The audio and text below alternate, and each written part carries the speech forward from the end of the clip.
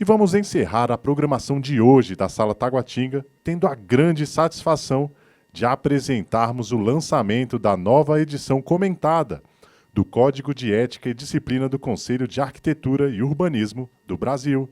E quem ficar até o finalzinho, a gente vai distribuir exemplares no final da mesa. Então fique conosco até o final. E para participar deste momento especial, convidamos para compor o dispositivo o autor, João Honório de Melo Filho, arquiteto e urbanista, formado pela Universidade do Brasil, profissional de referência na discussão sobre ética e regulação na arquitetura. Senhor João Honório, seja muito bem-vindo, é uma honra tê-lo conosco. Também convidamos o professor Gelson Roberto de Oliveira, filósofo, pesquisador do CNPq e coordenador na Cátedra Hans Jonas da PUC-PR, cujos estudos se voltam à ética, à filosofia contemporânea e às relações entre ética, sociedade e meio ambiente. Professor Gelson, é uma honra tê-lo conosco. Seja bem-vindo. E para mediar esta mesa, nós convidamos a arquiteta e urbanista Lores Brandes, mestre em Ciências Sociais pela UFBA, 43 anos de atuação profissional, conselheira federal suplente pelo Estado da Bahia, membro da Comissão de Ética e Disciplina do CAU-BR. Lores, seja muito bem-vinda. Que prazer tê-la conosco. Antes de iniciarmos a mesa, convidamos o vice-presidente do CAU e coordenador da Comissão de Ética e Disciplina, Paulo Eleutério, para proferir algumas palavras. Boa tarde, boa noite a todos e a todas. É um prazer muito grande estar fazendo esse encerramento da nossa discussão da Comissão de Ética. Nós tivemos hoje uma tarde bastante profícua, desde a discussão de contratos, logo cedo, depois passando pela discussão de mediação, de conflitos, e vamos, com certeza, fechar com chave de ouro com a presença aqui, não só do professor João Honório, como do professor Gelson Oliveira, para que a gente tenha vamos dizer assim, um contato, né, com o que a gente tem colocado hoje aqui no nosso Código de Ética, escrito por ele e comentado por ele, como também para a gente discutir um pouco do que está acontecendo nas nossas mídias sociais e o que a gente vai enfrentar ainda muito para frente ainda, não tão muito para frente, que já são recorrentes essas situações de inteligência artificial que impactam na ética de uma maneira bem impactante. Então, eu espero que essa discussão seja, que a gente possa, inclusive, evoluir nessa questão e colocar para vocês a disponibilidade da Comissão de Ética e Disciplina do CAU-BR para que a gente possa crescer nesse momento em que as coisas estão tão conflituosas. Muito obrigado a todos e vamos em frente. Obrigado.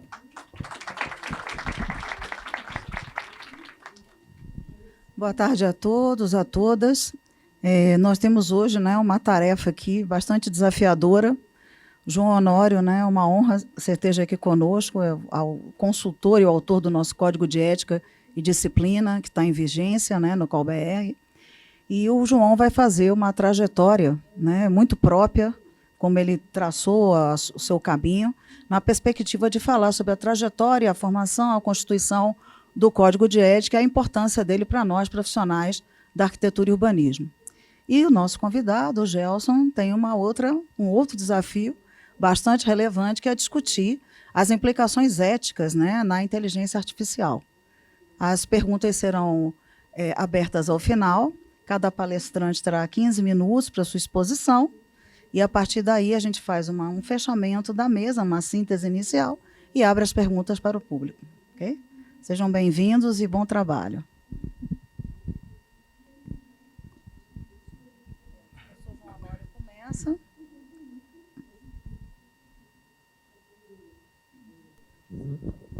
Quero agradecer a colega a menção que fez, a meu respeito. Cumprimentar o meu colega de mesa, professor Gelson, e especialmente aqui agradecer a honra da presença que é do colega Haroldo Pinheiro, ex-presidente e fundador do CAU, com quem eu trabalhei durante o tempo que fizemos a redação do código, que é uma das principais realizações daquele momento.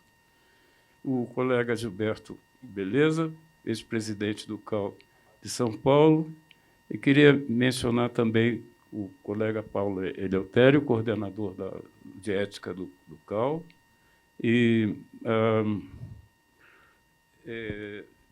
a colega Patrícia Luz, que esteve aqui, mas não parece que não pôde permanecer, também quero cumprimentar, mesmo ausente.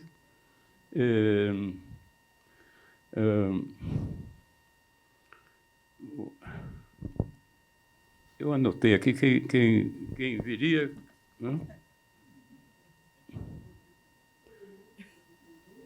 Então, o que eu precisava falar aqui, eu quero cumprimentar os demais coordenadores que eu vinha conhecer e eu não pude estabelecer uma conversa mais longa. Os coordenadores de ética dos estados, das unidades estaduais. Quanto ao código, que é uma matéria muito vasta, que estamos aí no campo da ética, que talvez seja a princesa dos temas ou a rainha dos temas da filosofia. O professor que está do meu lado vai concordar com isso. Quer dizer, a principal parte da filosofia é a ética, não é? Porque trata do ser humano e da sua ação, da sua ação no mundo. Quer dizer, eu preciso contar a história inicial aqui. Por que eu estou aqui? Não era conselheiro, mas uma vez que o presidente Haroldo Pinheiro esteve em São Paulo, ele me chamou e disse: olha, João, eu estou precisando de você em Brasília, porque o andamento do código está sem um anteprojeto. Então, as discussões aumentam, não é? Terrivelmente, quer dizer, o tempo está passando, e ele me disse isso, eu quero terminar o meu mandato com o código de ética feito, não quero ir embora deixar isso pela metade, ou que não tenha sido nada feito. Porque, às vezes, as discussões aqui são tão extensas, né, tensas e extensas, que, às vezes, podem prejudicar o andamento de tudo. Então, eu aceitei imediatamente, vim a Brasília, houve uma resolução me selecionando para isso, eu fui contratado e pronto. Conversei um pouco com a comissão, voltei para São Paulo, e aí comecei a pensar, ora, eu vou começar do zero? Como isso? Quer dizer, eu sou arquiteto, eu não sou um jurista, nem um filósofo, não é? Então, eu preciso raciocinar direito com isso aqui, porque a matéria aqui é profissional, né? Essencialmente profissional. Então, eu me lembrei que, mais ou menos em 1999, houve uma reunião da União Internacional de Arquitetos em Pequim, na China, ou Beijing, como queiram, e lá se redigiram recomendações para a atuação do profissional no mundo. Então, recomendações para todas as entidades no mundo. Então, e dentre essas recomendações estava uma especificamente redigida para a redação de códigos de ética. Uma recomendação, não era um código de ética, mas uma recomendação. Ela foi redigida por não sei quantas mãos, porque havia gente da Europa toda, gente da América Latina, gente da África, gente do Oriente, todos colaborando ali. Resultado, as recomendações eram muito detalhadas elas estavam ainda em francês e inglês e outras línguas, eu não sei quais eram, mas eu tive que estudar com muita atenção isso, eu me impus esse trabalho, e buscar se alguém já tinha adotado aquela orientação.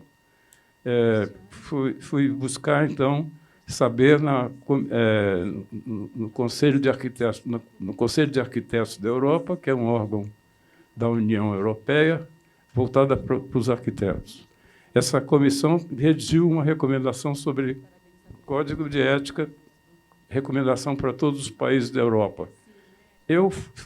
Ao ler essa recomendação, eu vi que ela tinha a mesma estrutura que a UIA, a União Internacional de Arquitetos, tinha feito. Então, eu disse assim, está aqui o meu ponto de partida. Eu não vou a uma reunião no CAU, em Brasília, com uma opinião puramente minha. Tem um passado a ser respeitado aqui, uma experiência mundial a ser respeitada. E também isso aí me tornava um trabalho facilitado, porque seria uma maneira de começar o trabalho de uma maneira assim mais palatável, né? Não era uma invenção do João Honório ali querendo impor suas ideias a partir do zero. Isso foi aceito numa reunião, numa longa reunião. Voltei a São Paulo e redigi o que eu pensei que deveria ser, não é?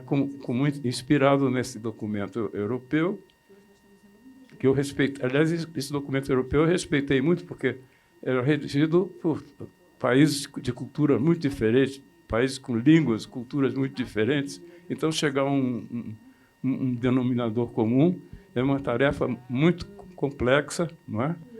E também voltada para a possibilidade dos arquitetos europeus poderem trabalhar nos países dos outros, quer dizer, haver uma circulação de arquitetos da Europa sem problemas, não é? Então, eles precisavam, vamos dizer, homogeneizar, de certa maneira, o trabalho que se desenvolve na Europa. Eu escrevi essa minuta justificando, bem justificada, que eu pensava assim, trouxe para a comissão então começou a lê-la, não é? Eu li, aquilo é um trabalho longo, então houve críticas, houve inclusões, houve exclusões, é um trabalho normal que resultou no anteprojeto do código a ser encaminhado ao plenário. Então, depois de não sei quantas semanas duraram esses debates, porque também houve a preocupação de promover seminários em todas as regiões do país, não é? Para discussão, para que houvesse consciência, a nossa consciência do que estava se passando no país. O país tem diferenças muito grandes. Voltaram essas informações. Eu estive, né, em vários desses seminários. Também fizemos questionários para todas as unidades da federação, do CAU, não é? E pronto, esse material todo foi estudado e a comissão finalmente aprovou o encaminhamento ao plenário, e que, sob orientação do colega Haroldo Pinheiro, examinou o código todo. Preciso lembrar aqui também que o coordenador, na época, era o Napoleão Ferreira, do Ceará. Também trabalhamos juntos nisso. Então, certas pessoas eu não posso lembrar, que foram muitos. Me desculpe os demais componentes da comissão, agora não é possível. Bom, nomeá-los, né? Entrou em debate na comissão e, finalmente, na votação, foi quase unânime, né? Um voto discrepante só. Foi quase unânime, então eu saí muito contente, por ser uma vitória até pessoal minha, ter orientado de uma maneira correta, não é? Agora, devido a essa orientação de respeitar a recomendação europeia e da União dos Arquitetos, da UIA, aconteceu, só depois que eu observei, que ela ficou um pouco prolixa. Quer dizer, nós poderíamos, se tivéssemos podido amadurecer um pouco mais, nós teríamos enxugado mais o texto, né? Então, é prolixo porque tinha que atender os interesses de todos aqueles países. Mas, então, agora imagine, algumas coisas foram introduzidas ainda. Então, a minha crítica sobre o meu próprio trabalho é que eu não tive condições de digamos assim, reduzir esse texto. Ele foi estruturado em termos de princípios e regras, não é? Os princípios são ideias gerais que iluminam as regras, por assim dizer, a constelação de regras que cada princípio ilumina, por assim dizer,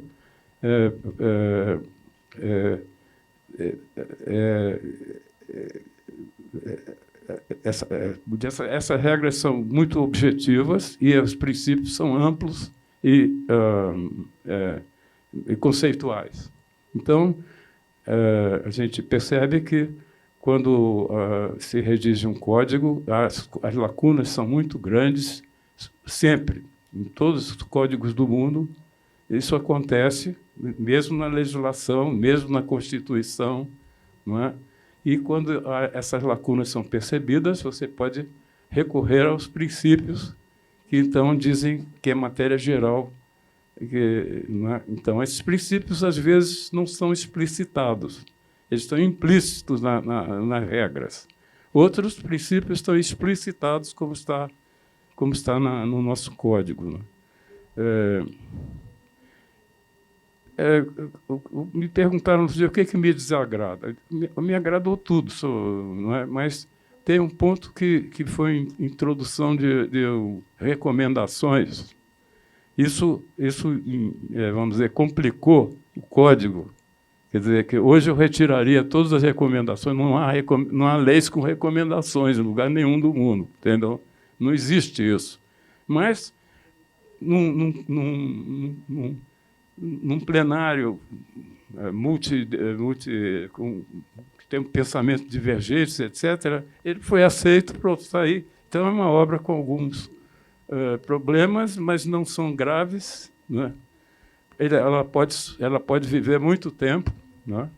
Até que sejam amadurecidas as dúvidas, que haja uma experiência grande sobre a aplicação dela, que os conselheiros já tenham a experiência de cobrir temas que não estavam previstos, mas que podem ser usados com muita segurança e devido aos princípios que estão lá.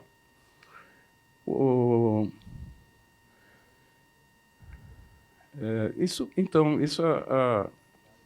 a história toda. Então, o que me inspirou mais aí foi ter colocado no preâmbulo que as funções deontológicas do Código são duas. Uma é a educação, voltado para a educação, porque o Código não é dirigido só aos profissionais, é dirigido à população em geral, ao público em geral, que eventualmente é cliente ou não, e aos estudantes, a todos. O Código é para todos, não é para os profissionais. Em segundo lugar, ela tem uma tarefa, uma função deontológica, que é a coerção, através de sanções que a própria lei prevê. A lei previa a redação desse código e fez uma introdução com alguns itens já bastante previstos, bastante precisos, e com a limitando também as sanções que poderiam ser aplicadas. Então, até hoje eu falo sobre isso. A parte que pode inspirar melhor é a parte educativa. O que eu noto é que, muitas vezes, os conselheiros, o conselho, não por culpa de ninguém, mas se dedicam a maior parte do seu tempo ao julgamento de casos que são das reclamações e das denúncias, etc. Então, essa tarefa, para mim, ela deveríamos fazer um estudo sobre isso, para que os conselheiros pudessem dedicar mais tempo às universidades, não é? Dedicar uma tarefa que é muito complexa e tem que ser administrada com muito cuidado, porque é cara. Veja bem que agora, pelo que eu estou informado, existem mais de 800 escolas de arquitetura no país. Isso é uma coisa assim inadmissível, eu acho. Essa gente toda já calcularam quantos arquitetos são colocados formados por ano. Quer dizer, se uma turma tiver 50, não é? 50 vezes 800, deve dar uns 40... Quantos? 40 mil? Não. 4 mil, né? 40 mil. Então, isso é um absurdo.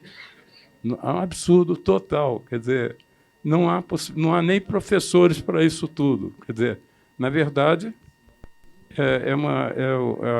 a universidade virou uma indústria, o que alguns colegas mesmo se reúnem e montam uma escola, obtêm licença para funcionar a escola no Ministério da Educação, e às vezes você vê que há colegas ensinando sem ter tido nenhuma experiência profissional. Então, além de haver esse problema, que, aliás, o código coíbe, quer dizer, não é possível ensinar sem ter tido experiência profissional, mas isso na prática não está sendo vigiado, não é? Então, essa gente toda se forma, quando é colocado no mundo do trabalho, vê o que aconteceu. Essa gente toda está sendo enganada, quer dizer, redondamente enganada, não é? Daí porque certas coisas não funcionam bem, não é? Depois podemos conversar sobre isso, mas é impossível pensar que isso esteja correto, não é? Não é porque existe um cálculo da proporção do número de arquitetos em relação à população. Não é? No caso, eu creio que a China tem menos arquitetos que o Brasil, talvez. A Itália tinha muitos arquitetos, mas a maioria já era condutor de Uber, né? Uber ou táxi e tal. Não tinha nenhuma colocação, não podia fazer mais nada, porque aqueles arquitetos todos, cultos, por sinal, as escolas são muito boas e tal, não tinham clientes. As escolas também não falam nos clientes. Engraçado isso. Quer dizer, quem são os clientes? Como eles são? E como isso muda ao longo do tempo? Quer dizer, 10 anos depois, a composição já é diferente. Como é o comportamento disso tudo?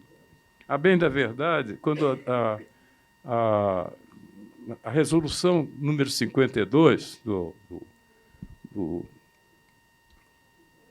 CAL, que instituiu o código, diz logo no início que o CAL se dedicará a esforços para fazer pesquisas, estudos, investigações, enfim, análises, para que aquilo tudo que nós fizemos pudesse progredir.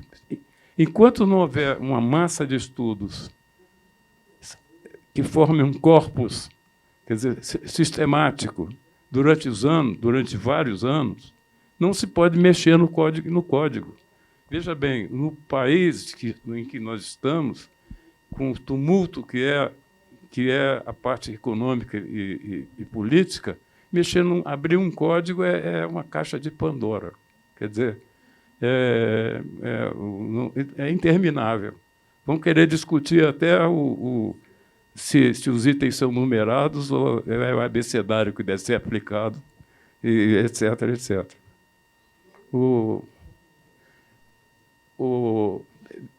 Uma coisa que eu queria chamar a atenção é a seguinte: muita coisa no mundo todo começou depois de 1980, 1970, os códigos e leis começaram a ser principalmente principialistas. Quer dizer, são editados princípios e depois os juízes aplicam segundo esses princípios, porque só regras não adianta. Agora, tem gente que já ouvi isso, critica o código, porque esses princípios não têm sanções. Claro que o princípio não tem sanções, não é? Por exemplo, um princípio da Constituição: não se obriga ninguém a fazer ou não fazer alguma coisa, senão em virtude da lei. Isso é um princípio, mas não tem sanção direta. As regras é que falam em sanções. Então, a Constituição brasileira, no artigo 5º, cita uma porção de princípios lá, explicita os princípios que estão regendo a Constituição. Eu falei de 1970 para cá, a maioria das leis institui princípios claros, porque esses princípios são valiosos. E alguém pergunta, mas os juízes vão julgar segundo princípios? Eis o problema aí, que os juízes hoje, quem julga tem que ter um nível cultural muito alto para ter percepção e justeza no que faz. Me desculpe os erros aqui, porque eu não estou habituado a falar em público, então, às vezes eu esqueço alguma coisa. Tem as matérias polêmicas, eu não, vamos dizer, que eu acho assim, são essas. Quer dizer, que o código podia ser um pouco mais tal, agora mais enxuto e tal, mas não recomendo de nenhuma maneira a abertura desse código sob nenhum pretexto, enquanto o panorama nacional não estiver mais ou menos pacificado e que a gente possa se inspirar nesse panorama, né? Se não a inspiração ao contrário, né? Quer dizer, nós vamos nos inspirar na bagunça, quer dizer, não dá, quer dizer, se inspirar nas coisas que não merecem inspiração, né? Não merecem ser seguidas. Então, mas fala-se pelos corredores. Precisamos isso, precisamos aquilo.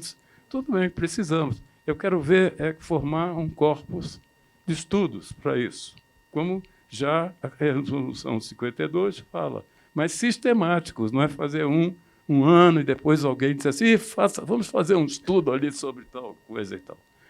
Especialmente os estudos sociológicos. O CAL fez 1 ou 2, se não me engano, não sei, de levantamento sobre o comportamento dos arquitetos, dos clientes e tudo tal, mas aí parou aí. Então, eu recomendo a direção do CAL, naturalmente, especialmente a Comissão de Ética, que recobre essa atitude, quer dizer, estudo sobre cada item que está sendo debatido nos corredores, por exemplo, né? Porque fala-se nos corredores, mas depois não são promovidos nenhum estudos e a gente fica ouvindo debates que não se apoiam em princípio nenhum. Bom, eu estou à disposição para responder. Me desculpem qualquer falha aqui.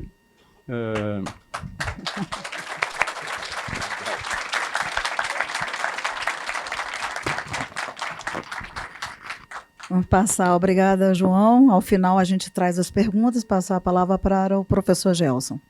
Sei, vou pedir então para colocar meu slide, por favor. Isso. Vou ficar de pé também, vou pedir licença para vocês, porque professor, você sabe, né? Gente, boa noite, já quase boa noite, né? Boa tarde para todos e todas. Queria agradecer, enfim, a oportunidade de estar aqui com vocês, com o professor João Honório, que já ficou claro aqui a presença dele muito importante, né?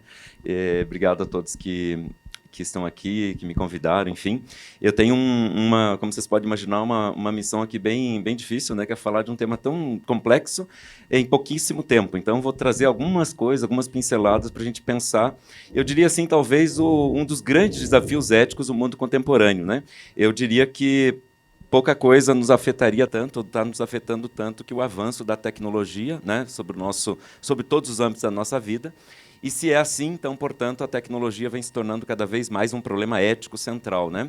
E é óbvio que, entre as coisas da tecnologia que estão nos chamando a atenção, nós falamos sempre da IA, né? Ou seja, da inteligência artificial. Como é que isso vem impactando todo o cenário da nossa vida no mundo contemporâneo e, inclusive, previsões sobre o que isso vai ser no futuro, que tipo de mundo a gente está construindo e, portanto, que tipo de desafio, porque é preciso pensar, então, nos desafios éticos que estão aí, nas implicações éticas. Eu vou falar sobre 3 coisas, basicamente, então tentar pensar com vocês o que seria essa IA, né? Assim, tentar entrar em alguns acordos comuns, depois pensar justamente os desafios, riscos, oportunidades, vamos pensar o que é isso. E terceiro, quais são, digamos assim, algumas orientações éticas que a gente podia achar no campo da filosofia, no campo da ética, a respeito de que modo nós podemos nos aproximar, digamos assim, desse movimento. Eu queria dizer uma outra coisa, uma premissa inicial aqui minha, é que, diante da IA, nós não podemos ter nenhum tipo de atitude que seja de extremo, como eu acho que deve ser em tudo que a gente fala sobre tecnologia. Ou seja, nós temos que fugir dos extremos. De um lado, o extremo seria a tecnofobia, então aqueles que dizem, bom, isso aí é errado, não dá para usar nunca, fechem todas as máquinas, né? Está tudo errado isso aí, me parece uma atitude bastante ingênua, né? Mas também ao outro lado de ingenuidade seria ter uma atitude tecnofílica, vamos dizer assim, né? Aqueles que acham que a saída está aí, que tudo se resolve assim, ou que o futuro, né, que a tecnologia, que a IA reside, vamos dizer assim, nela reside a grande utopia da humanidade futura, e essa também não é uma posição que eu concordo. Pensando, então, o que é essa IA e como ela importa, né? Primeiro, a gente tem que pensar que nós estamos falando aqui de uma espécie de inteligência artificial, que é uma espécie de metodologia, né? Uma metodologia em que máquinas podem, então, pretensamente, eu chamo a atenção desse pretensamente, emular a inteligência que é nossa. Aí já começa um problema. A gente tem um problema de vocabulário quando a gente fala dessas coisas. Eu acho que todo mundo já se deu conta, né? Ou seja, a gente precisa discutir o que é inteligência, o que é pensar, o que é uma máquina, o que é um ser humano, se todos pensam, se outros seres que não são humanos também pensam. Vocês sabem, eu estudo, por exemplo, filosofia vegetal hoje. E a gente tem, por exemplo, Paco Calvo, um autor da Espanha, que publicou Planta Sapiens, por exemplo. Vocês têm uma ideia, uma série de pesquisas para dizer que planta pensa. Também alguém poderia dizer, eu tenho um problema de vocabulário, mas é curioso isso, porque certamente a gente considera estranho falar em pensamento de planta, mas não considera estranho falar em pensamento de máquina. Vejam aí nosso dilema, né? Bom, para que a gente usa essa pretensa inteligência? Para resolver problemas, então, ou tarefas que a gente demoraria muito tempo para fazer. Então, aqui tem, vamos dizer assim, ela acumula dados. Esses dados são usados para fazer cálculos, enfim, para resolver problemas ou fazer tarefas que a gente teria dificuldade. Aqui tem um problema, então, de evitar as tais falácias antropomórficas, né? Tem um autor que eu estudo chamado Hans Jonas. Para mim, ele escreveu o livro de ética mais importante do século XX, se chama O Princípio e Responsabilidade, Ensaio de uma Ética para a Civilização Tecnológica, publicado em 1979. Ele é um alemão, mas morou nos Estados Unidos, trabalhou, amigo da Hannah Arendt, aluno do Heidegger, só para alguns que sabem um pouquinho de filosofia aí. E ele justamente fala disso num texto sobre inteligência artificial, que não é bem a palavra que ele usa, mas vamos dizer assim, sobre o problema da máquina pensar, e diz que a gente tem justamente um problema de vocabulário, que ele chama então de falácias antropomórficas, ou seja, a gente dá às máquinas diz delas coisas que nós falamos de nós mesmos. Então, por exemplo, a gente diz, quem pensa, a máquina pensa, será que pode, né? O que é pensar, afinal? E, finalmente, ele distingue a ideia de servir a um objetivo e ter um objetivo, né, para dizer que máquinas nunca pensariam. Esse autor, 79, bem antes de tudo que a gente conhece como avanço da IA, vamos dizer assim, ele diz que a máquina nunca pensaria. Então, seria errado dizer que a máquina pensa, né? Aqui teria um ilusionismo verbal, a expressão dele, para nos confundir, que interessaria, basicamente, dizer ele, aqueles que querem vender esse produto para a gente. Então, querem chamar atenção, usam um ilusionismo verbal para chamar a atenção de um produto, né? Terceira coisa, tem um problema ético aí, por quê? Porque a inteligência artificial tem uma agência, ou seja, ela tem uma capacidade de intervenção no mundo. Ela pode, por exemplo, processar informações, ela pode nos ajudar a tomar decisões, por exemplo, mesmo que sejam decisões, né, programadas ou a partir de probabilística, ela pode, portanto, produzir efeitos sobre o meio ambiente, nós sabemos, né? Então, o Luciano Floridi, que é um autor, um filósofo italiano, hoje em dia muito lido, recentemente foi publicado um livro dele no Brasil, que se chama justamente Ética para a Inteligência Artificial. Ele fala, então, que a gente deve considerar as máquinas ou a inteligência artificial como alguma coisa, não alguém, né? Alguma coisa que tem agência, portanto, pode intervir no mundo, mas não tem inteligência. Então, uma agência sem inteligência, é a definição dele para inteligência artificial. Pode agir, mas age a partir, então, de dados prévios. Mas porque age, e o professor João Honório falou antes da ética, porque age é um problema ético. Ou seja, tudo que age no mundo, que interfere, que tem algum tipo de efeito sobre a nossa vida, deve ser assunto da ética. Então, por isso, diz ele, nós precisamos pensar sobre a IA.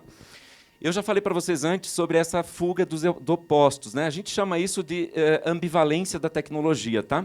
Ou seja, a tecnologia ela deve ser reconhecida como tudo que a gente faz eticamente ambivalente.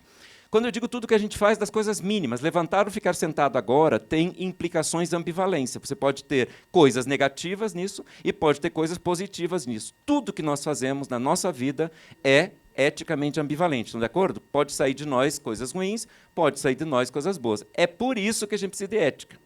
Se nós fôssemos deuses ou santos que só fizéssemos coisas boas, não precisaria fazer ética, porque a ética é a avaliação da nossa ação com o intuito de encaminhar a nossa ação para o bem comum ou para o bem. Se a gente já sabe de antemão que tudo que a gente faz é bom, como Deus viu lá no Gênesis que tudo era bom, não precisaria de ética. Agora, se fosse o contrário, também não precisaria de ética. Se a gente soubesse de antemão que tudo que nós fazemos é ruim, só sai de nós coisa ruim, para que eu vou me esforçar? Não vai dar certo. Então, onde é que existe a ética? No campo da ambivalência. Reconhecer a ambivalência da ação, portanto, da agência, da ação no mundo, da intervenção, é muito importante. Então, nós temos que pensar isso no caso da IA. A IA também, como toda tecnologia, ela é eticamente ambivalente. Por isso que ela precisa passar pelo escrutínio, digamos assim, da ética. O Floride fala de uma coisa que ele chama de trade-off entre a certeza e a versatilidade, para chamar a atenção do seguinte, que essas duas coisas são meio que inimigas, são uma espécie de paradoxo. Porque quanto mais certeza a gente espera da IA, olha um paradoxo e, portanto, ambivalência, menos versátil ela vai ser. Porque, de alguma forma, a versatilidade dos efeitos da ação ética passa por o reconhecimento precisamente da ambivalência da ação. Ou seja, às vezes, quantas vezes acontece isso, o erro pode te levar a uma coisa boa. O erro pode te levar, por exemplo, a descobrir uma novidade. Quantas vezes isso aconteceu na história da ciência? Um erro pode levar a grandes verdades, etc. Então, ele chama isso de trade-off porque é justamente a contradição. Quanto mais a gente quer que a inteligência tenha certeza, nos dê dados acabados e precisos, mais ela pode estar comprometida do ponto de vista da versatilidade, ou seja, do encontro de possibilidades que não estão ali naquele mundo. Portanto, a gente está falando de um mundo fechado, né? O Jonas, no livro que eu citei aqui já, ele começa dizendo que nós temos hoje o que ele chama de Prometeu desacorrentado, ou seja, de um poder sem limites. Tá? E aí a gente sabe que, mais ou menos, os desenhos que se faz da IA promovem uma ideia de que nós vivemos, né, estamos diante de um poder sem limites. Né? Prometeu, todo mundo lembra, é aquele personagem mitológico que invadiu o mundo dos deuses, trouxe o fogo, símbolo, portanto, da racionalidade, do conhecimento, deu aos seres humanos e, por isso, foi castigado, porque homens fiquem no seu lugar, deuses fazem outras coisas, né? Homens fazem o que é do seu campo. Né? Prometeu cometeu um equívoco, portanto, que mereceu castigo. Agora, diz Jonas, a tecnologia e a IA brincam de ser Deus, ou seja, elas invadem campos inéditos do ponto de vista do poder de intervenção do ser humano na natureza, no corpo humano, e em tudo que nos cerca. Ou seja, esse Prometeu está desacorrentado. E ele tem dois apoios. Um apoio é a ciência, que dá para ele teoria, e, outro lado, o apoio é a economia, que dá para ele um impulso infatigável, um impulso incansável, porque esses produtos todos vão para as nossas mãos, vão para as prateleiras dos shopping centers, para que sejam comprados, depois descartados. Todos nós sabemos a história das coisas. Né? De outro lado, então, nós precisamos, diante desse grande poder, pensar justamente nesses benefícios e, ao mesmo tempo, nas ameaças que caminham juntos. Tem uma coisa que me parece importante quando nós falamos de inteligência artificial, e agora passando já para o segundo ponto, que tem a ver, então, com riscos, etc., que é a crise de criatividade. A crise da criatividade. A gente acha, por exemplo, um autor como Nietzsche, Friedrich Nietzsche, autor do século XIX, filósofo muito conhecido, muito polêmico, ele tem uma passagem do livro Aurora que diz o seguinte, que viver é inventar. Viver é inventar. Isso é muito parecido com uma frase que a gente lê no livro do Maturana e Varela, dois biólogos muito conhecidos, chilenos, A Árvore do Conhecimento, que escreveram lá, viver é conhecer. E é muito parecido com o que a Faiga Ostrauer, que é uma artista polonesa, né, que viveu muitos anos no Brasil, escreveu nesse livro Criatividade e Processo de Criação. Olha o que ela escreve ali. Consideramos a criatividade um potencial inerente ao ser humano e a realização desse potencial uma das suas necessidades. Ou seja, ser humano só é ser humano quando ele cria. quando ele usa a criatividade. Portanto, a criatividade não é alguma coisa externa a nós, é um dado ontológico. E viver é inventar. Não tem como viver se não inventar oportunidades, inventar formas de interferir, de construir relações com o mundo, com as outras pessoas, etc. Portanto, se nós transferimos essa criatividade para uma máquina, por exemplo, como muitos de nós estamos fazendo, em vez de escrever o texto, a gente pede para ele escrever, em vez de desenhar, a gente pede, e agora, toda hora, a gente recebe pelos aplicativos, né? Assim, e uma coisa do tipo, eu não conseguia decorar essa sala, então agora a inteligência artificial decora para mim, né? E o cara que desenhava isso para mim perde o emprego. Ao invés de eu contratar alguém para fazer um projeto, eu faço pelo próprio aplicativo, que faz fácil e não preciso de nenhum tipo de formação para isso. O que está acontecendo aí? A criatividade está atrofiando. Portanto, não um dado exterior a nós, um dado ontológico. O que será de nós como seres humanos se o exercício da criatividade, que segundo Nietzsche, Maturana e Varela, biólogos, e a própria Feiga, são parte constituinte daquilo que nós somos. Portanto, precisamos olhar para isso aqui com medos, perigos, desafios ou, quem sabe, oportunidades, né? O que tem aí? Eu vou falar de alguns impactos, né? Eu acho que aqui não precisa me demorar, porque o meu tempo também está acabando, e vocês podem... Obrigado. Vocês podem rapidamente também concluir coisas, porque isso aqui está na cabeça de todo mundo. Impactos sociais, né? Todo o problema, então, da automação, do desemprego tecnológico, das desigualdades sociais e digitais que começam a aparecer, quem tem acesso à inteligência artificial, quais países estão desenvolvendo a inteligência artificial, quais profissionais, quem vai ter dinheiro para pagar os aplicativos, ou seja, tem um problema imenso do ponto de vista do acesso disso, né? Eu estou estudando, por exemplo, o uso de inteligência artificial na previsão climática, que é um grande dilema hoje, vocês sabem, fazer previsão climática, por exemplo, o que aconteceu no Rio Grande do Sul, se a gente tivesse, quem sabe, mais precisão e mais rapidez na previsão climática, quem sabe a gente teria mais condições de criar normas, por exemplo, governamentais ou ações públicas que pudessem mitigar os efeitos ou preparar a população de uma região com mais precisão. O problema que se fica é o seguinte, será que vai ter alguma agência de inteligência artificial querendo fazer previsão climática sobre secas na África? Onde ninguém conta, onde não interessa, onde não tem ninguém que compre isso, ou seja, você tem um problema social terrível por trás. Nós sabemos também do problema da justiça algorítmica, como se fala, né? A coisa do viés, da discriminação que os algoritmos fazem, né, contra determinados grupos sociais.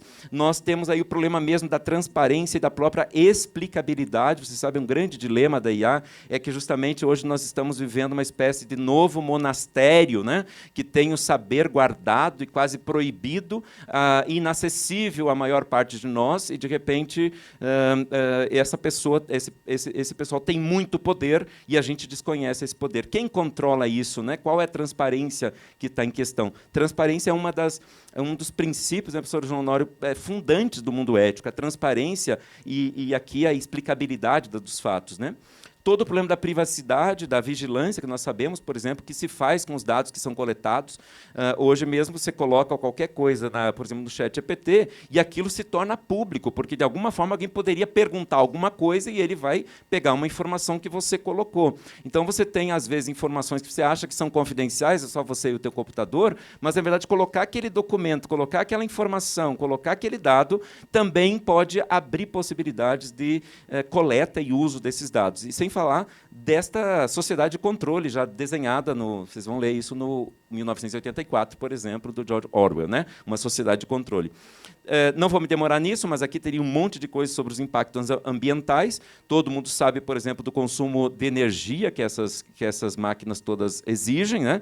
Então, veja, eu estava falando de previsão climática, pode ajudar, mas olha a ambivalência. Ao mesmo tempo, para ajudar, tem que ligar esses motores todos e gastar a água, gastar a energia. Pode também estar ligado também à extração dos minerais raros, né? Como, então, uma lógica extrativista que é preciso para fazer os hardwares, né, dessas máquinas todas, que depois nós todos sabemos são descartados, né, são dispensados sem nenhum controle, e isso cria disputas hoje, inclusive internacionais, que colocam o Brasil hoje num certo cenário de disputas.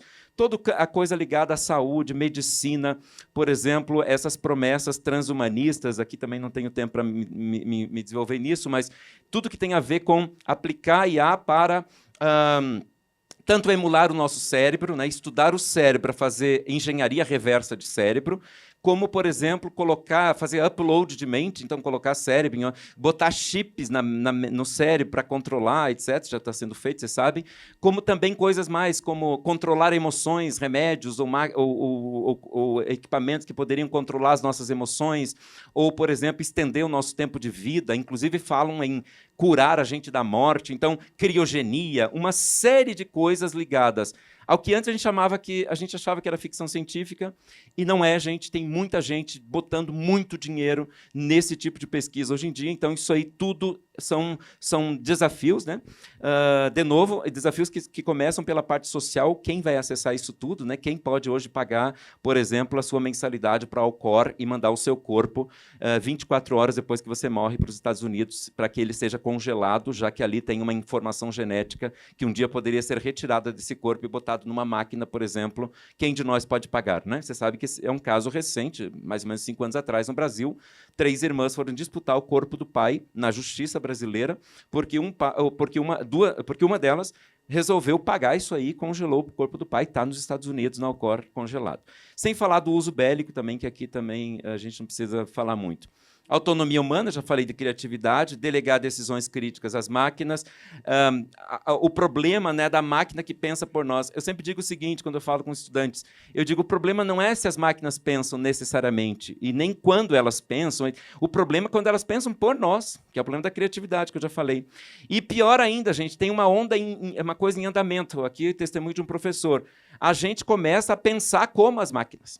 Escrever como as máquinas, pensem vocês. Então, as máquinas começam a padronizar um tipo de, daqui a pouco, desenhar como a máquina desenha. Só vai passar o teu projeto se ele for igual uma máquina faz. As imagens da máquina produzidas artificialmente, que hoje nos incomodam um pouco, porque falta pouca vida, daqui a pouco eu não me admiraria se elas virassem padrão de estilo, por exemplo, padrão de beleza, como muitas vezes aconteceu na história da arte. Então, aqui tem um problema enorme, né?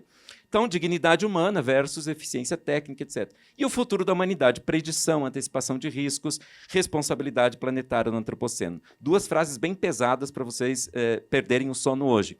Uma do Noam Chomsky, né, 2 autoridades aqui, tá? Uma o Chomsky, que disse: este é o ataque mais radical ao pensamento crítico, à inteligência crítica e, particularmente, à ciência que eu jamais vi. Talvez seja uma fase pesada demais, mas vindo de alguém, eu acho que pode nos ajudar a pensar, olha, aqui tem uma coisa séria acontecendo. Outra frase do Crary, que é autor desse livro Terra Arrasada, Além da Era Digital. Ele também escreveu esse 24/7, né, que é muito o capitalismo e os fins do sono, não sei se já leram, muito interessante. Ele diz: se for possível um futuro habitável e partilhado em nosso planeta, será um futuro offline, desvinculado dos sistemas destruidores de mundo e das operações do capitalismo 24/7, se referindo, portanto, a essa grande parafernália toda que nos deixa acordado o tempo todo, né? Você sabe que esse livro dele sobre o sono é terrível, porque ele diz o seguinte: como é que pode a gente dormir enquanto está tudo ligado?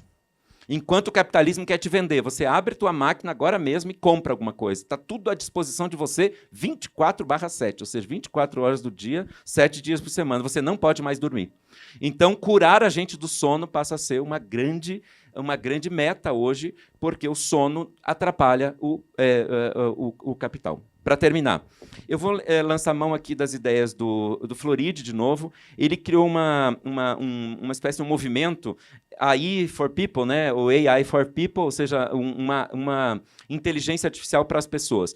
Fugindo, então, daquela visão um pouco mais negativa que eu acabei de trazer, do Chomsky e do Crary, a gente podia pegar aqui uma noção mais, talvez mais conciliadora, que é essa do Floridi, que fala, então, em 5 princípios, né? O professor também falou de princípio, a gente realmente gosta de princípio, o autor que eu disse aqui escreveu um livro chamado O Princípio Responsabilidade, né? Então, ele falou de 5 princípios, inspirado, por exemplo, naquilo que guia os estudos da bioética, né? Que vocês sabem que foi responsável também por um grande debate nessa área. Ele fala da beneficência. Então, a IA deveria ser orientada pela beneficência, só fazer o que promove bem-estar humano e planetário. Tá? Depois, pela não maledicência, ou seja, ela deve evitar causar danos, nunca usar a IA para causar danos. Né? Depois, que garanta a autonomia do ser humano, né? Que portanto, as decisões mais sérias sobre a vida da gente ainda estejam na mão dos humanos e não das máquinas. Depois, o princípio da justiça, que é garantir equidade e evitar discriminação. Então, né, construir todo o processo de acesso e de uso das tecnologias de forma igualitária. E, por último, que eu já falei também aqui da explicabilidade, né, que ele fala que é um princípio habilitador, que é assegurar que os sistemas de IA sejam compreensíveis e auditáveis, ou seja, que não seja uma espécie de uma caixa preta nas mãos de algumas big techs hoje, né? E ele ainda acrescenta que todos esses princípios éticos necessitariam de mecanismos práticos, né? Por exemplo, ele dá o exemplo lá das auditorias contínuas que pudessem ajudar a gente a pensar se aquele tipo de IA, se aquele instrumento está obedecendo a esses princípios, né? Para concluir, nós temos que lembrar o seguinte, é a minha concepção, toda tecnologia precisa de um controle extra-tecnológico. Ela não pode ser entregue a si mesma. Isso é uma espécie de um equívoco da modernidade, um equívoco que fez com que a ciência e a tecnologia reivindicassem liberdade absoluta para fazer tudo o que querem. Quem acredita nisso entra naquela ingenuidade de eu só faço coisa boa, então para que eu preciso de ética? Eu só faço coisa boa, e isso a gente já sabe que não é verdade. Olha a bomba atômica, só para dar um exemplo, né, de uma coisa que está sempre na nossa mente. Então, o que acontece? Quem que pode controlar a tecnologia? Que tipo de controle extra-tecnológico a IA, por exemplo, precisa? É um controle, do meu ponto de vista, ético e político. Conselhos de ética, por exemplo, como que vocês têm aqui, são indispensáveis para que a gente tenha acesso, né, tenha a debates que nos ajudem, por exemplo, a orientar eticamente por o que a gente chamaria de rédeas voluntárias, né? Ou seja, rédeas que orientem o uso para aqueles princípios que eu disse aqui. E, por último, então, pensar nesta ética e na política como um poder sobre o poder. Nós estamos lidando com um poder imenso, de forma inédita, mas esse é um poder que precisa de um poder de controle extra-tecnológico, representado, então, pela ética, pela política, e eu diria até pelo direito, pelo mundo jurídico, porque eu, no meu ponto de vista, acho que a gente precisa, sim, discutir regulação. Como é que pode que a gente tenha, por exemplo, se você vai construir uma casa, você precisa ter toda uma regularidade lá, para você habitar um edifício, você tem que, né, ter toda uma papelada lá, e quando você diz, uma big tech, por exemplo, meu filho pode entrar qualquer nisso sem nenhuma regra, eu posso também, qualquer um pode fazer tudo o que quer neste campo, dentro de um poder tão grande. Eu acho que isso parece bastante incorreto, né? Então, orientar a tecnologia. Para terminar, uma frase do Hans Jonas, que é o que ele chama de imperativo ético mais urgente do nosso tempo. Ele diz que a gente precisaria, então, agir, né, haja de modo, é uma espécie de imperativo ético, haja de modo a que os efeitos da atuação sejam compatíveis com a permanência de uma autêntica vida humana sobre a Terra. Eu adoro essa ideia do autêntica vida humana sobre a Terra. Né, homens que têm suas emoções controladas, que passam a sua criatividade para o chat GPT, que não sabem mais escrever uma linha, que não choram, que não se emocionam com a beleza das coisas, que não são capazes de pintar um quadro, que não são... Será que seres humanos assim levam uma vida autenticamente humana? Será que uma vida assim, uma vida autenticamente humana? Se for esse o futuro da humanidade, não sei se vamos ver, mas se for esse o futuro da humanidade, será que o que vem pela frente serão realmente seres humanos? Muito obrigado, gente.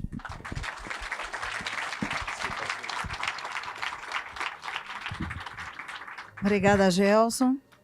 Eu acho que é uma criticidade grande, né, discutir IA, e, ao mesmo tempo, acho que a todos nós faz com que a gente pense, né, no nosso pensamento crítico. Lembrando que a tecnologia é uma produção humana. Portanto, ela precisa de controles, que são os humanos e os controles éticos, né? Então, em função do nosso horário, eu vou abrir para as perguntas. Aqueles que tiverem pergunta, por favor, podem ir levantando a mão, e a menina vai passando aqui o microfone. Presidente Haroldo, obrigada. Obrigado. Bem, boa noite a todos, né, os colegas que estão aqui presentes. Já que eu fui citado... Não podia deixar de ser. Eu preciso agradecer, né, a generosidade aí do colega João Honório e aproveitar e citar que temos alguns colegas aqui que foram responsáveis também pela aprovação, né, elaboração e aprovação do Código de Ética, né, naquela ocasião. Colega Cássio Abdala, né, de Mato Grosso, colega Clênio, do Acre, colega Luiz Afonso, né, também de Roraima. enfim, e outros, tem outros aqui que participaram de discussões também, né? Eu me lembro que, na época, nós fizemos seminários pelo Brasil inteiro, né, para difundir o que estava sendo proposto ainda, né, antes de ser aprovado, né, como Código de Ética, enfim, foram centenas de pessoas envolvidas, né, João Honório, sob a coordenação, né, da Comissão de Ética, né, e Disciplina do CAU Brasil, a primeira, né, e com a presença preciosa do colega João Honório. E eu pedi a palavra aqui, primeiro, para, vamos dizer, tocar nesse ponto, né, a existência de uma ética específica, né, é fundamental para definir a personalidade de uma profissão e até a própria existência de um conselho, né, um conselho profissional, né, só se fundamenta se houver a necessidade de uma ética própria, uma ética específica daquela profissão, né.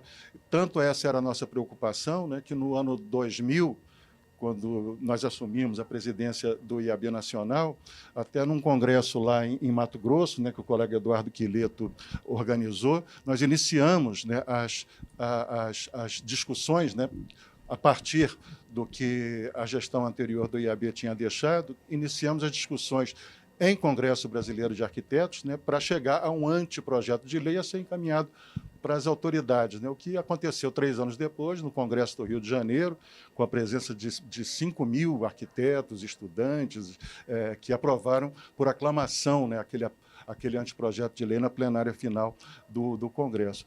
Bem, conto esse pequeno período de 3 anos aí para lembrar ao João Honório, talvez ele já nem se lembre mais com a história longa que ele tem, que no ano 2000 a nossa preocupação foi essa. Se estamos discutindo a criação, né, de um anteprojeto de lei para realizar o nosso conselho, temos que começar a discutir um código de ética, né, porque nós estamos vivendo num vazio ético específico da nossa profissão já de algum tempo, o que já vinha demonstrando a nós, né, que o rebaixamento do padrão ético estava levando a dezenas de problemas da nossa profissão, de confiabilidade, até de remuneração, né, de honorários e tudo, enfim, não vou nem entrar nisso tudo. E, na época, no ano 2000, quando iniciamos a discussão pública sobre o nosso anteprojeto, formamos uma comissão, eu solicitei a formação de uma comissão para começar a discutir um código de ética, que era justamente formada pelo colega João Honório, que tinha sido presidente do Conselho Internacional dos Arquitetos de Língua Portuguesa, o único brasileiro que foi presidente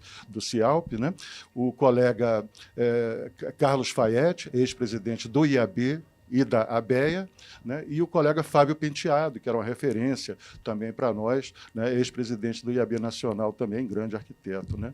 E eles chegaram a começar a discutir, conheci a enorme biblioteca, né, sobre filosofia e ética, né, que o João Honório tem em casa. Ele não é um amador, no caso, como ele diz ser, né, ele é realmente uma pessoa que se aprofundou muito nisso. E, quando iniciamos as discussões, houve uma certa preocupação do colega Miguel Pereira, que fazia parte também da Comissão de Ética, o colega Paulo Saad, né, além do coordenador, já citado pelo Renato Nunes, enfim, muitas pessoas envolvidas, pensando, bom, precisamos de alguém para fazer uma redação sucinta, né, queríamos algo, como o João Honório citou, algo conciso, fácil, né, dos arquitetos decorarem, né? E então lembramos do João Honório. Assim, não foi uma ideia só minha, né? Quer dizer, discutimos com a comissão, discutimos com o conselho, o colega Miguel Pereira, né? Quando ele foi presidente do IAB, o João foi o secretário-geral do IAB e fazia as redações todas e tudo. E aí o João generosamente aceitou participar da construção do nosso Código de Ética. Agora, ele de fato não ficou conciso, e aí eu vou comentar aqui, ele de fato não ficou conciso como eu tinha pedido também desde o início, né, e nós queríamos, era a nossa meta, né, mas vocês conseguiram um trabalho inteligente ali que muitas vezes não é compreendido, né, quando a gente discute, né, porque há os princípios, que são fundamentos filosóficos e tudo, mais etéreos, né, há as regras, que essas são obrigatórias, são cravadas mesmo, né, e mesmo as recomendações, elas servem como agravante ou atenuante. Né? Então, elas, de qualquer maneira, elas participam também da dosimetria, né? Da eventual pena, né? Mas, no fim das contas, quer dizer, são as regras que são o miolo do Código de Ética. Então, se fizéssemos um catecismo, como se dizia, né? Um livretinho, né? Com as regras, né? Temos, como já temos aí, um código reduzido, né, com o que é objetivo. Né? Isso aqui são as regras, é isso que todo arquiteto, todo professor de arquitetura, enfim, deve seguir. Isso aqui é o miolo. O resto é para quem quer se aprofundar, né? Os fundamentos, os princípios filosóficos e tudo, e esses que servem como agravantes ou atenuantes, né, na dosimetria da lei. Mas ali vocês conseguiram fazer um código como nós pretendíamos. Né? Então, mais uma vez, eu agradeço aqui ao João Honório, né, por tudo que ele fez pela nossa profissão, grande arquiteto que é, e, enfim, muito obrigado. E eu queria agradecer também ao professor Joelson, que me esclareceu muitas questões que estavam pipocando aqui dentro, mas, em compensação, criou outras. Muito obrigado, porque isso é que nos mantém vivos e ativos. Né? Muito obrigado. Viu? Então, não tenho pergunta, apenas essa lembrança. Ó, antes de passar para a próxima pergunta, eu queria agradecer, né, ao presidente Haroldo, né, fundador do CAL, muito importante a sua fala, e eu queria pedir uma salva de palmas, não só para o presidente Haroldo, que, junto com o João Honório, levou essa missão adiante, mas também aos outros colegas que estão aqui presentes e que contribuíram, e para todas as comissões de ética que passaram por esse conselho. Então, por favor, uma salva de palmas.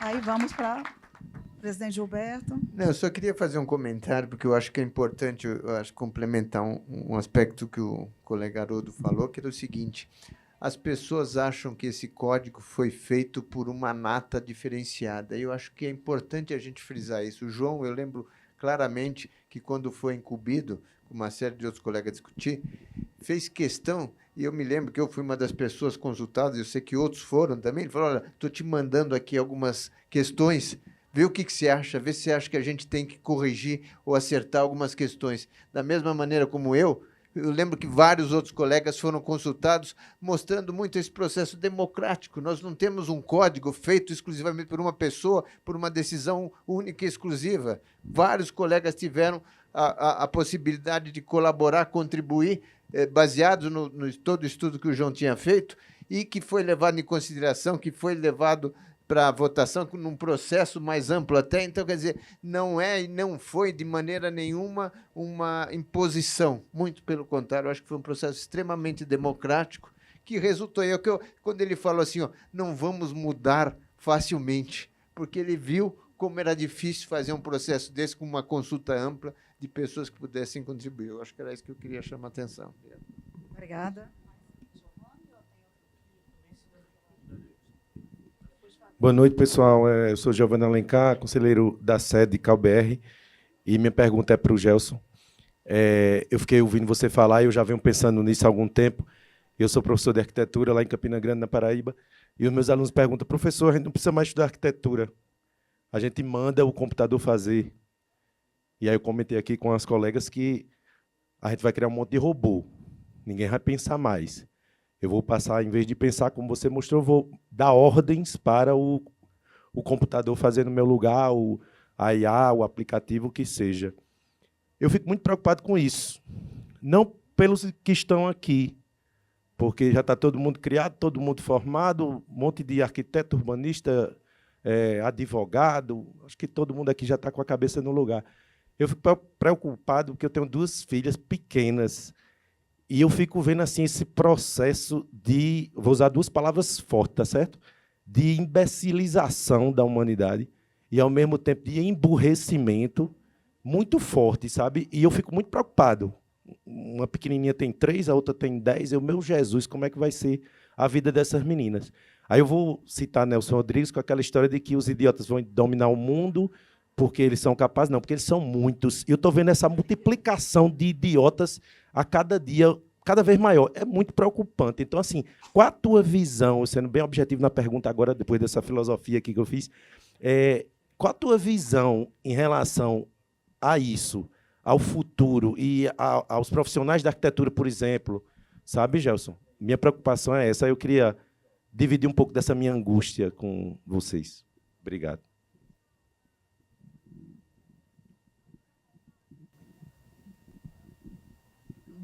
Olá, boa noite.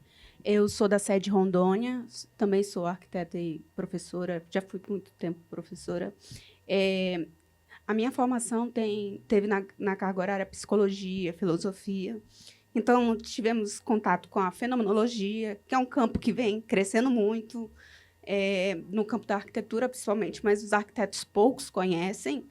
E, no meu estado, por exemplo, são disciplinas que foram exterminadas da grade curricular. Enquanto a comissão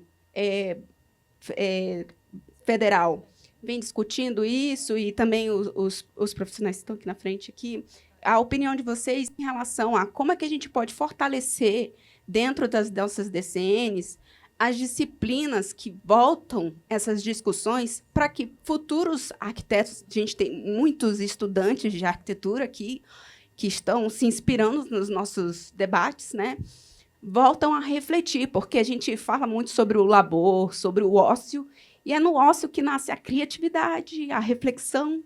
Como é que a gente pode reforçar isso dentro das universidades para a gente poder garantir tenham profissionais críticos, né, que possam reforçar isso, inclusive as nossas futuras gerações, né? Vamos deixar o Gelson responder, né, Giovanni e a colega. Como é o seu nome? Maiara. Depois o João Honório complementa. Maravilha. Obrigado, então, pelas questões. São todas questões... as duas, né, são questões difíceis, assim. Uma já tem até uma resposta, né, Maiara, né? Porque eu acho que essa é uma questão interessante. Quando a gente olha as listas, vocês sabem, né, das profissões que vão desaparecer, etc., ou daquelas que ainda vão sobreviver, uma das que ficam, geralmente, digamos assim, são essas profissões ligadas à filosofia, à sociologia, humanidades em geral, né? Eu acho que tem uma coisa interessante. Para vocês, tá? Eu vou botar o pé num lamaçal, assim, porque é um terreno meio perigoso para mim, mas eu vou me arriscar, já que eu estou com vocês aqui. Mas me parece que a arquitetura ela devia ser compreendida muito mais como uma ciência humana do que como uma atividade técnica, estritamente técnica. Não sei se eu estou... Estão concordando comigo? Que alívio. Ou seja, claro, a parte técnica, né, eu também tenho a minha, eu sou filósofo, também tenho que, enfim, tem uma linguagem técnica, isso é óbvio. Mas eu quero dizer, vocês lidam com coisas tão importantes. Hoje eu vi várias palestras aqui maravilhosas, assim, do ponto de vista meu, como isso me toca como filósofo, temas que eu leio na filosofia. E eu sei que vocês também, né, escrevi um livro chamado Diálogo sobre a Cidade, com meu amigo Clóvis Outramari, que é arquiteto, urbanista, enfim. E por quê? Porque a gente tinha necessidade de falar sobre uma coisa chamada cidade e falar isso de um jeito que não seja só técnico, né? Que seja também humano, que seja lugar de memória, enfim, isso tudo que vocês lidam no dia a dia. Então, me parece que pensar a maior arquitetura desse ponto de vista é muito importante. E, com isso, Giovanni, eu acho que essa é a questão. O pensamento crítico, a criatividade, tudo que a gente chama assim de condição humana como tal, eu acho que a gente aprendeu com um cara chamado Sócrates, né, que foi quem nos deu emprego, né? Vocês sabem, nós filósofos só temos emprego porque esse cara lá no passado existiu, senão a gente estaria desempregado até hoje. Esse cara falou uma coisa importantíssima como fundamento do pensamento, que é só sei que nada sei. Ou seja, a máquina sabe tudo, mas não sabe que não sabe. Não sabe que não sabe, e não sabe o que não sabe também. E nós, seres humanos, temos é aí que, para mim, começa o pensamento crítico, começa a criatividade, começa aquilo que nos caracteriza como tal. É o erro, é a incerteza, é o fato da gente saber que não sabe, é a dúvida, né? É a dúvida que foi o motor de boa parte da filosofia, desde Sócrates, né? Depois Descartes também fez da dúvida um tema central. Então, eu acho que, de alguma forma, pensar para além da máquina é pensar também para isso que está ali no campo destas ciências humanas, as humanidades, e que devem sempre povoar a cabeça, eu acho, de qualquer pessoa, de um arquiteto de maneira especial. E isso num tempo... que a gente da filosofia tem uma palavra feia para isso, um tempo do niilismo, né? O tempo do niilismo é o seguinte: existe nós estamos diante da, vamos dizer assim, a nudez de um niilismo na qual o maior dos poderes se uniu ao maior dos vazios, a maior das potencialidades, a menor das capacidades da gente saber para que usar esse poder. Esse é o nosso drama. A gente tem poder imenso, mas a gente não sabe bem para que usar. Então, por exemplo, o pai que coloca uma tela na frente da criança para deixá-la mais quietinha, né? Não sabe o mal que está fazendo. Leia um livro, A Fábrica dos Cretinos Digitais, do neurocientista francês Desmourget, né? Ou leiam também A Última Criança na Natureza, do Richard Louv, que é muito interessante, para lembrar que nós somos a última geração, diz ele, falando dos Estados Unidos, né? Que brincou na rua, gente, que brincou na rua, que tinha uma praça para brincar. E agora o pai tranca o menino do lado do quarto dele, no outro lado da sala, e acha que ele está seguro. E daí olha o que acontece, assistiram a série Adolescência, assistiram um monte de coisa por aí. Ou seja, os perigos estão agora nas telas. Então, todo esse excesso de tela, essa exacerbação do uso da tecnologia e principalmente das redes sociais, que são uma porta imensa para muitos perigos para as nossas crianças, deve ser evitado, né? E principalmente, lembrem, isso tudo é muito novo. Nós, a maior parte que estamos nessa sala, que temos mais que 30 anos, alguns mais até, nós não sabemos sequer nada disso. Nós não sabemos como funciona um algoritmo, por exemplo. Como você entra numa rede social sem saber como funciona um algoritmo? Sem saber por que ele te empurra sempre a mesma coisa, como ele empurra sempre o mesmo voto, empurra sempre o mesmo político, sempre o mesmo time de futebol. Ou seja, tem que saber como essas coisas funcionam, é aquela coisa da explicabilidade. Então, nós precisamos melhorar, eu acho, também, trazer daí, Mayra, de novo, para dentro da sala de aula, esses debates, tanto do ponto de vista, eu acho, das humanidades, como eu estava defendendo antes, quanto daí, Giovanni, também ajudar as nossas crianças a terem senso crítico, inclusive conhecerem o que é um algoritmo, como funciona a tecnologia, o que é uma rede social, o que é uma big tech, o que é de verdade inteligência artificial. Ou seja, nós precisamos de um letramento enorme nesse cenário para a gente poder, eu acho, fazer com que a geração que está chegando aí seja uma geração que construa um futuro, né, porque hoje eu até vi uma palestra, né, sobre a cidade do futuro. Eu quase ia dar outro título para aquela palestra. A minha pergunta seria, será que a cidade tem futuro? Ou seja, será que a humanidade tem futuro? Porque falar do futuro da cidade hoje é também perguntar sobre a possibilidade que esse mesmo futuro aconteça, porque, você sabe, muitos estão dizendo que a gente está no limite assim, de um monte de coisas. Né? Então, para que haja futuro, educar melhor as crianças e passa, eu acho, por mais senso crítico, mas também conhecer tecnicamente esses processos todos. Obrigado. Gente, nosso tempo está esgotado. Eu vou deixar o Fabrício fazer a pergunta e aí você fecha. E agradecer a presença do colega Luciano Guimarães, ex-presidente do CAU aqui. Pronto. Aí, Fabrício, vamos fechar fazendo a última pergunta e, Mayara, depois a gente conversa sobre as DCNs. Bom, boa noite. Obrigado pelo espaço. Vai ser rápido. Eu queria parabenizar, né, as apresentações e dizer que é uma honra para mim, né? Para quem não me conhece, sou o presidente do CAU Amazonas, fui coordenador da Comissão de Ética na gestão passada, né, no CAU-BR e também no estadual, na gestão anterior. E eu sou um grande apaixonado por essas discussões, né, que envolvem a ética, tentando sempre trazer para a atualidade, né? E eu acho que essa reflexão sobre a atuação profissional nas mídias sociais, nas redes sociais, ela é muito importante a gente discutir.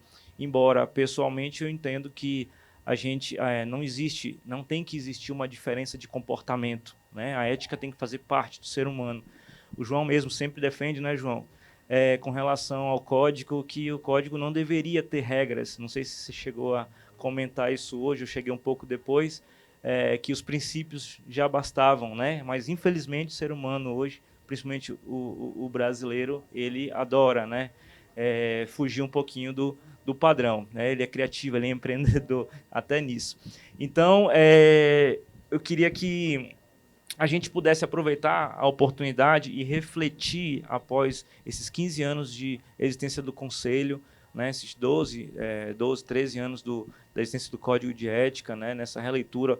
O livro do João é maravilhoso, ajudou muito a gente, acho que todos os conselheiros que fazem parte, no entendimento, né, em traduzir ali o código na aplicabilidade. Eu acho que esse é o grande desafio. E eu acho que a gente tem que realmente pensar, fazer uma reflexão sobre hoje, quando a gente fala em valorização profissional, o arquiteto espera muito que o conselho faça por ele, que o conselho o valorize, né?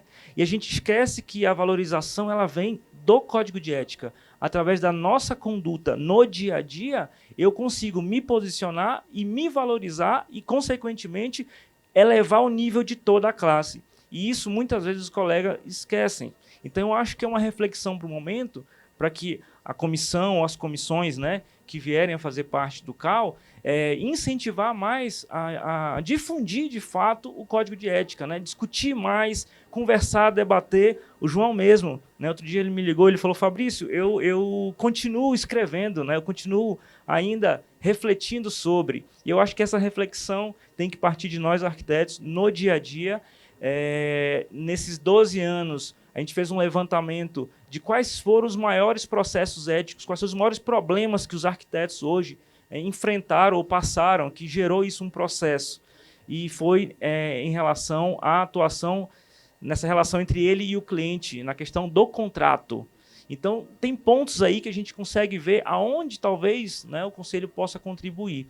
Então, é trazer mesmo essa reflexão, a atuação nas mídias sociais. A gente precisa fortalecer isso, sem dúvida nenhuma, por todos esses perigos, né, que foram conversados, os riscos que a gente enfrenta, mas era só mesmo para enfatizar essa reflexão que eu acho tão importante a gente fazer nos dias de hoje. Obrigado, parabéns. Obrigada, Fabrício, obrigado aos palestrantes.